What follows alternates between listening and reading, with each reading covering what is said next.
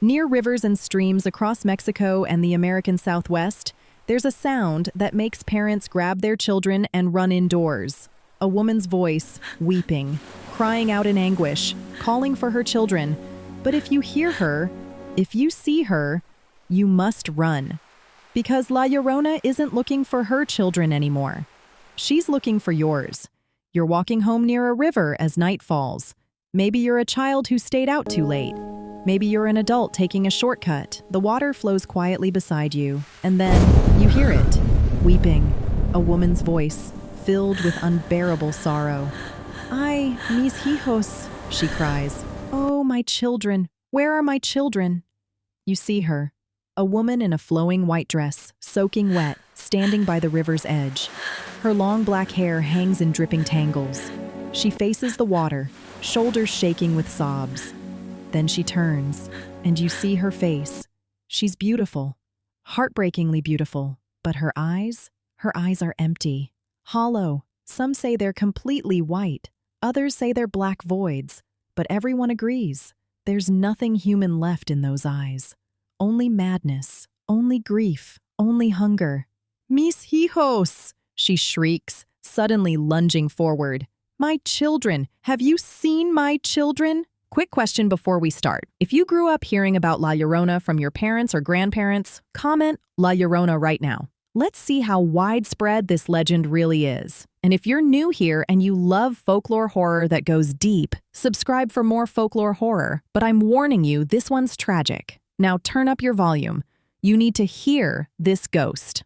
Let's go. Her hands reach for you, fingers like claws, nails broken and bloody from searching. Her dress trails water and river mud. The smell of death and decay rolls off her in waves. If you're a child, she thinks you are her child. She'll try to grab you, drag you into the water, drown you in the river where she drowned her own children centuries ago. She'll hold you under, weeping the whole time, calling you by names that aren't yours.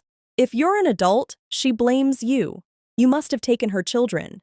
You must know where they are.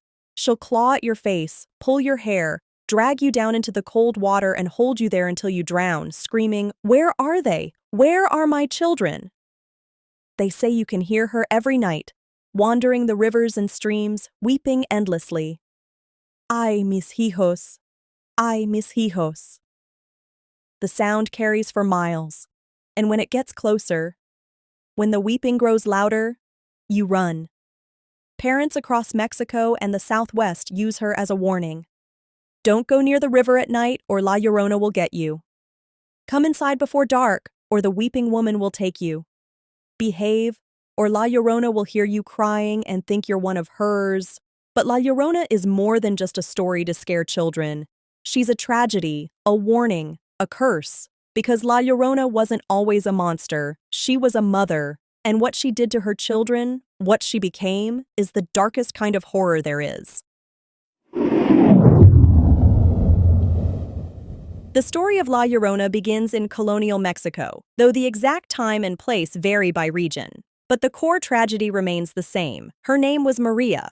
She was the most beautiful woman in her village, stunning, with long black hair and eyes that could captivate anyone who saw her. But she was poor, from a humble family. One day, a wealthy man came to the village. In some versions, he's a Spanish nobleman. In others, he's a rich ranchero, but he was handsome, charming, and far above Maria's social class. He fell in love with Maria's beauty. He courted her, promised her everything, swept her off her feet. Maria fell deeply in love with him.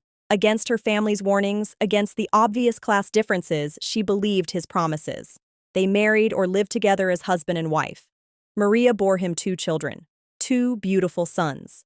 For a while she was happy. She had love, she had children, she had escaped poverty.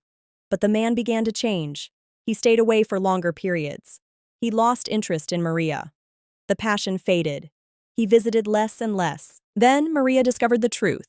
He had found someone else, a woman of his own social class, wealthy, respectable, someone his family approved of, someone who could give him the life he really wanted.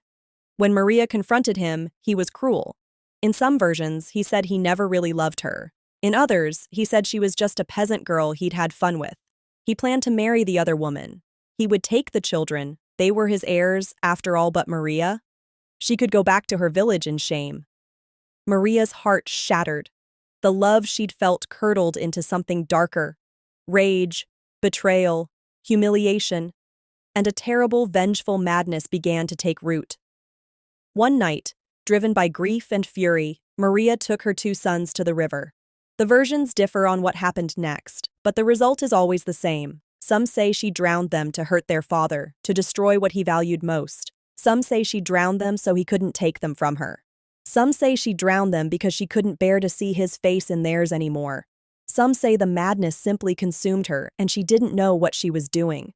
But when it was done, when she saw her children's small bodies floating in the dark water, the madness broke.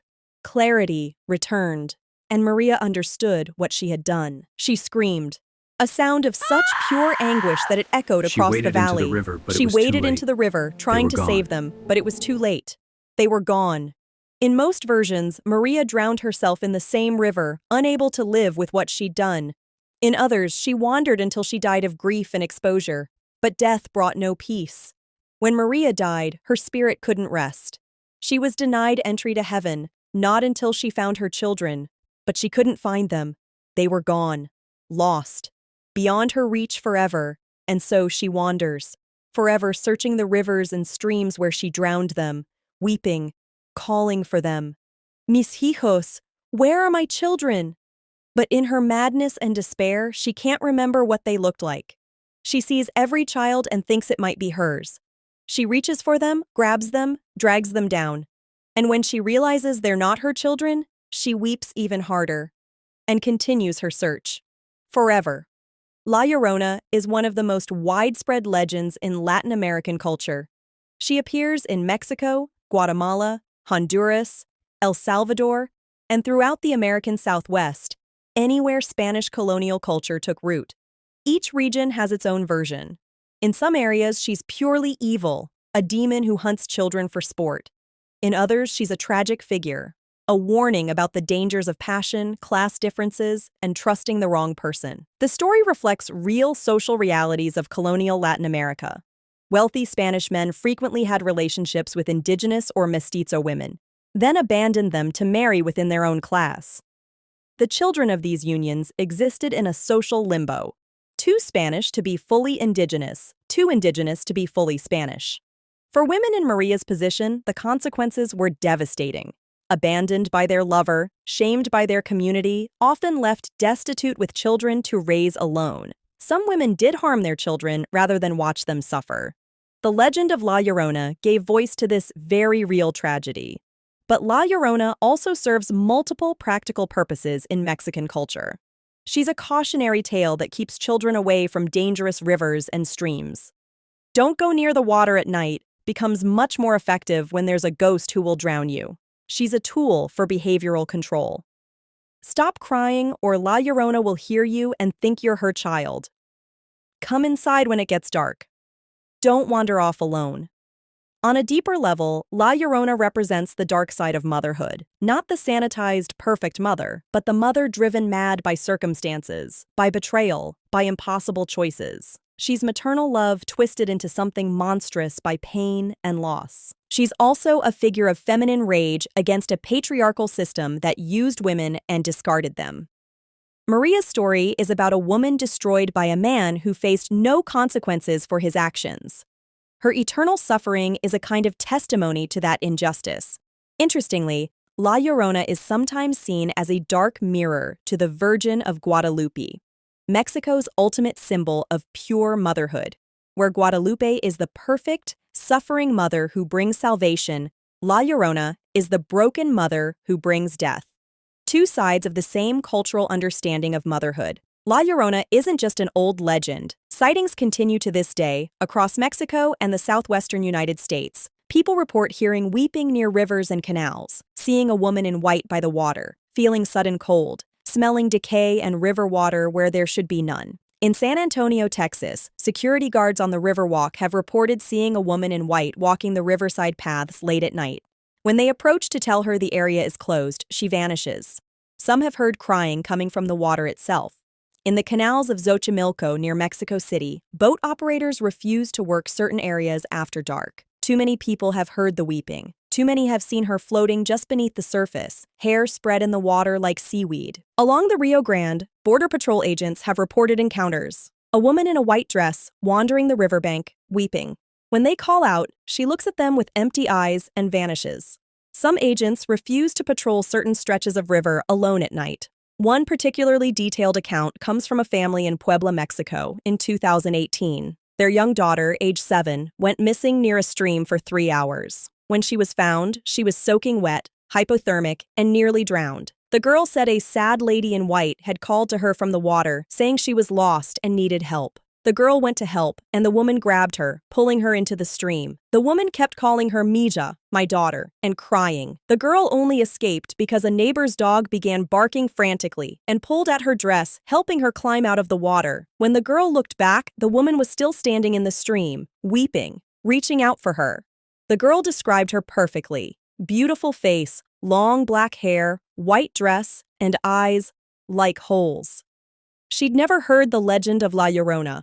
Her parents had thought her too young for such scary stories. Skeptics offer various explanations. The sound of weeping could be wind through trees, water flowing over rocks, or animal cries distorted by distance. The sightings could be real women in distress, mist patterns, or hallucinations. But believers point to the consistency of descriptions across centuries and thousands of miles. Why do people who've never heard the legend describe the same figure? Why always by water? Why always weeping? Why always searching for children? For many in Mexican and Mexican-American communities, La Llorona isn't a question of belief or skepticism. She's a cultural reality, a story that's been part of their heritage for generations, that shaped their childhood, that they'll pass on to their own children. La Llorona operates on multiple levels of meaning, each more complex than the last. On the surface, she's a cautionary tale about the consequences of passion, jealousy, and rage. Maria made a terrible choice in a moment of madness and now suffers eternally for it. The message, control your emotions or face eternal consequences. On a deeper level, she's a story about social injustice. Maria was a victim before she became a monster, victimized by class structures that allowed wealthy men to use and discard poor women with no consequences. Her tragedy is as much about the system that created her situation as about her own choices. She represents the forbidden truth about motherhood, that maternal love can coexist with rage, resentment, and even violence. In a culture that idealizes mothers, La Llorona gives voice to the dark thoughts mothers aren't supposed to have. The exhaustion, the feeling of being trapped, the moments of wanting to escape, even at terrible cost. The story also speaks to generational trauma. La Llorona is forever trapped in the worst moment of her life, endlessly repeating her search, unable to heal or move forward. This mirrors how trauma can trap people and families in cycles of pain that echo across generations. She embodies impossible grief, the kind that breaks a person completely. She can never be forgiven because she can never forgive herself. She can never find her children because finding them would mean facing what she did to them. Her hell is her own creation, maintained by her own inability to accept and move past her actions. On a political level, some scholars read La Llorona as a symbol of Mexico itself, a mestizo nation born of the violent union between Spanish colonizers and indigenous peoples, forever mourning what was lost in that union, forever searching for an identity that was destroyed. Today, La Llorona resonates with discussions about domestic violence, postpartum depression, and the impossible pressures placed on mothers, especially poor mothers, mothers of color, mothers without support systems. Maria's madness doesn't excuse her actions, but it asks us to consider what drives a mother to such desperation. La Llorona endures because she speaks to our deepest fears: the fear of losing our children, the fear of being abandoned, the fear of being driven to actions we can never take back, the fear that grief and guilt can destroy us completely. Across Mexico and the American Southwest, the story continues. Parents still tell their children to stay away from the river at night. People still report hearing her weeping, and children still learn to fear the sound of a woman crying near the water. Maybe she's real, maybe she's metaphor, maybe she's the collective grief of generations of abandoned women and lost children, given form and voice. But one thing is certain: the rivers still flow. The night still comes, and somewhere someone is weeping for children who will never come home. So if you're ever near a river at night and you hear a woman crying, if you hear her calling, mis hijos, mis hijos, don't go to help. Don't go to look. Turn around. Go home. Lock your doors.